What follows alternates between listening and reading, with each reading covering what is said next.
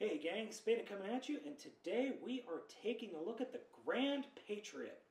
Now, I apologize for the change in location. Due to some construction we had to have done here in the house, I had to take this downstairs because I don't have any room upstairs right now. And if you hear anything in the background, that is my wife preparing dinner. It is going to be delicious. So, what do we have here? Well, I picked these guys up at BBTS, and originally I wasn't going to, but then I forgot to cancel the pre-order. But, oh well, they're here. So, these are both not the same thing. This one is the original, and this one is the green. So, we're going to go ahead and take a look at the box right now, and as you can see, the box, well, I don't know if you can see it, but the box is really nice cardboard. I mean, this is a collector's box. It's almost on par with Masterpiece boxes. On the bottom, there's really nothing, but on the sides, you have all the different, you show pictures of all the different options you have here. It's a really, really nice box, and inside, it gets even better. Oh, come on. We have a very nice colored manual. That's the front. That's the back, and it comes with the, actually I'm not sure what that is. Oh yeah, that's an extra head, duh. And then on the inside, we've got the figure proper. Now it's not really held in all that well, so I'm just going to angle it. But we have the main Optimus part, which is the trailer, and this is foam in here.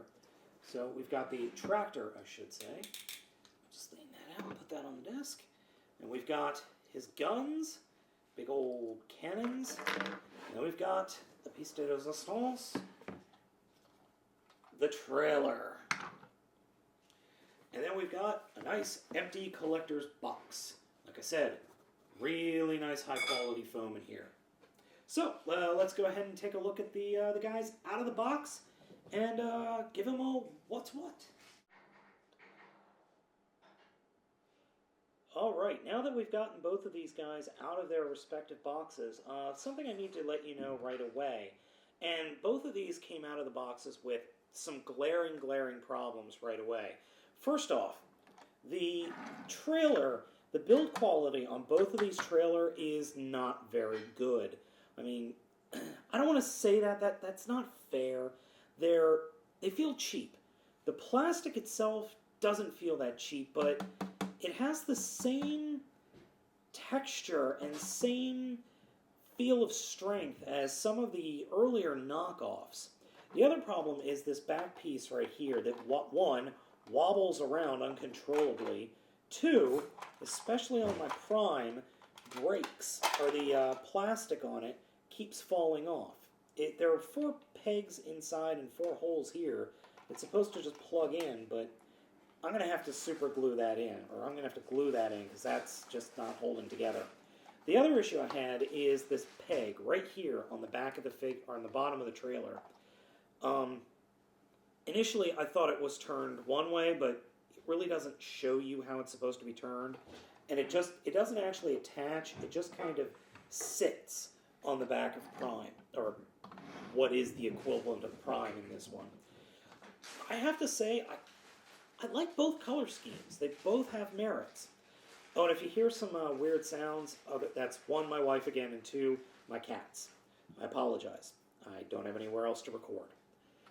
So, now that we've taken a quick look at the figures, I want to show you the instruction manual. It's definitely different. It's very similar to Fans Project in the fact that it's got a color comic and some preliminary prototypes. The comic is pretty cool. The instructions are dead simple. That's all the instructions there are. The rest is comic book. But I have to say, some really nice art went into these things. Another issue I had right out of the box was the actual main body of the unit. This piece of plastic was completely detached on both cab parts. Completely, utterly detached. I have no idea why. I just had to plug it back in, but on both of them, for no apparent reason whatsoever, it wasn't together. But so let's go ahead and take a look at getting this guy transformed. So here we're going to take a look at the transformation, and while I do have the instruction manual right here in case I make any mistakes, I have done this before.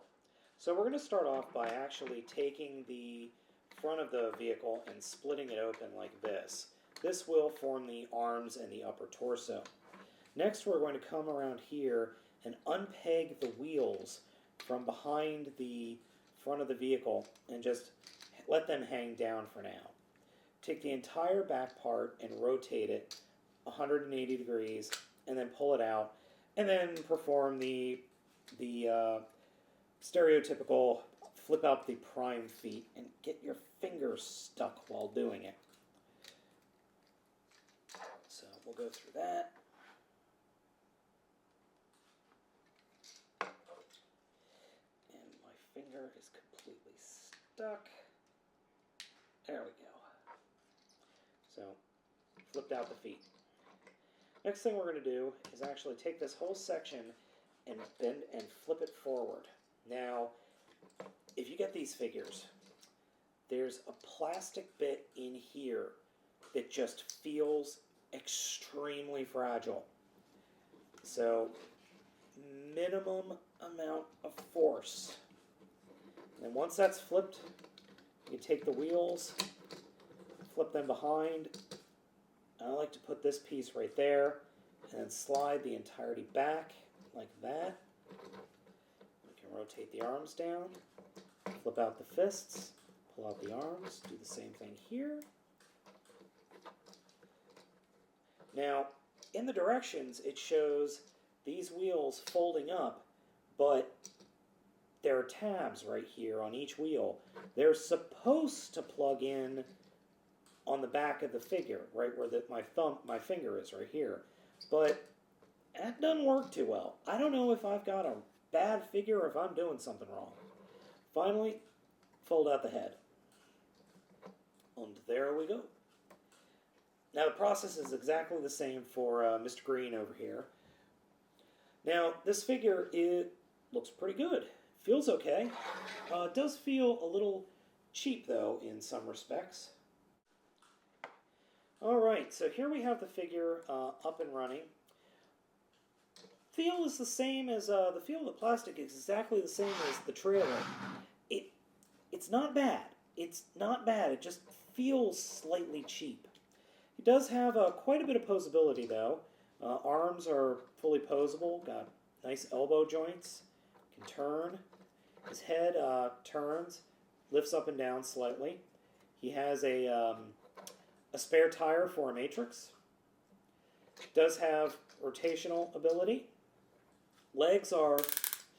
Oh! That's actually not a ratchet joint. That's plastic making that sound. Oh, that just does not sound good. Oof. And his one leg doesn't want to come out all the way. Oh, there we go. Okay, so force is required then. Is a little bit top heavy, not gonna lie. He's actually more than a little bit top heavy. He's very top heavy. And the feet keep collapsing back in. One major problem I have with this figure is this white piece back here and the wheels. I'm probably doing something wrong, but this white piece is so immensely fragile. I mean, it is incredibly fragile. It feels like it's going to snap any second. Weaponry-wise, oh yeah, he can hold both guns.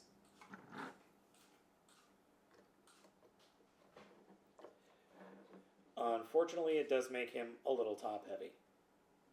But pretty cool nonetheless. So that's the red guy. He also, he's going to fall over. I'll put him down here. He also has his base. Now his base does open up. And as you can see, that piece falls. This piece is pretty much the same as this piece under here. The only difference is that this can ratchet forward and be used as a turret. This piece back here can hold the missile launchers as well.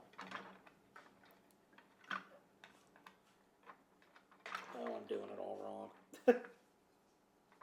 Though it doesn't look all that great when doing it, I will admit.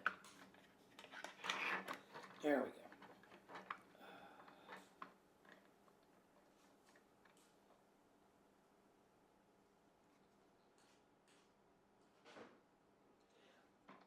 Missile launch, missiles are hollow inside. I don't know what's supposed to be in there. But as you can see, Prime has a little bit of a base here where he can stand. So here are the missiles deployed. The piece that I was talking about earlier, the reason it pops off is because that piece goes on this little extending rack that you can plug into Prime in vehicle mode, and that piece will sit up here, and you can either put the missiles, or you can put, sorry, Greenie, the cannons.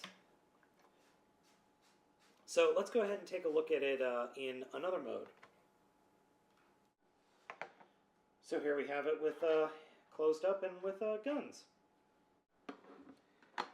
To attach either the missiles or the cannons, the one part, you have to take the cab, you have to open it up, and then this part will fall out along with this little disc that's attached to the bottom of this guy. And all you do is just plug it on.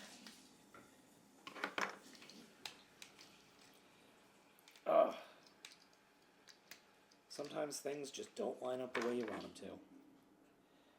All you do is just rest it on top, just kind of plug it in, attach your missiles, and go to town.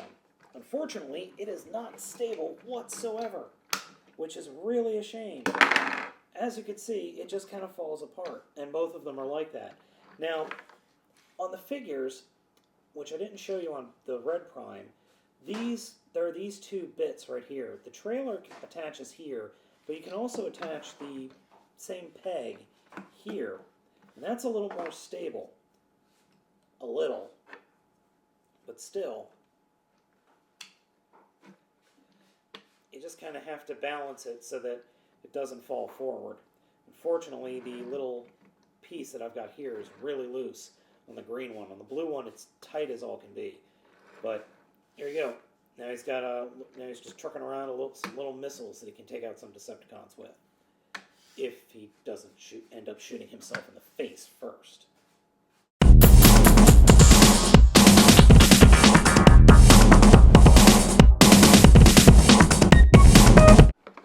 So Prime comes with an alternate head, which you can pop off and put on. Now, which one you want to use, that's up to you, but I like this head for the red. I actually like this head for the green. For me, it looks more military and a little more menacing. But it still looks pretty cool. And having the option for both figures is a very nice touch. I've got to give it to the developers for that. For the final compare and contrast, I wanted to have both in robot mode so you could just see what little difference there are between them. I actually really do like the coloring on both of them. It is a nice change, and I think both of them look really, really good in robot mode, and they both look good in vehicle mode. Now, should you buy this, the price is high. For both of these guys, it's pretty darn high, but at that price they're at, I can't recommend them. I like them. I honestly like them. But for the price, these are not collector quality. These are toys. Now, there's nothing wrong with them being toys, but they're really, really expensive toys. They're not the same quality that the, say, Fans Project is at. These are a great first effort from a company that's just starting up. But the quality of the plastic, the feel of the build, there are still nagging issues with each. The white clear plastic that is in both of these figures is really, really poor quality plastic. And I'm terrified to play with them because I think I'm going to break them. But, you know, if you've got to get every third-party thing out there, then you're going to want to get these. But right now, I wouldn't buy them. I would wait for them to go on sale. At $40 a pop, that's okay. That I could deal with, but the price right now is just way too high. Like I said, they're good toys, but they are by no means collectible figures at this time.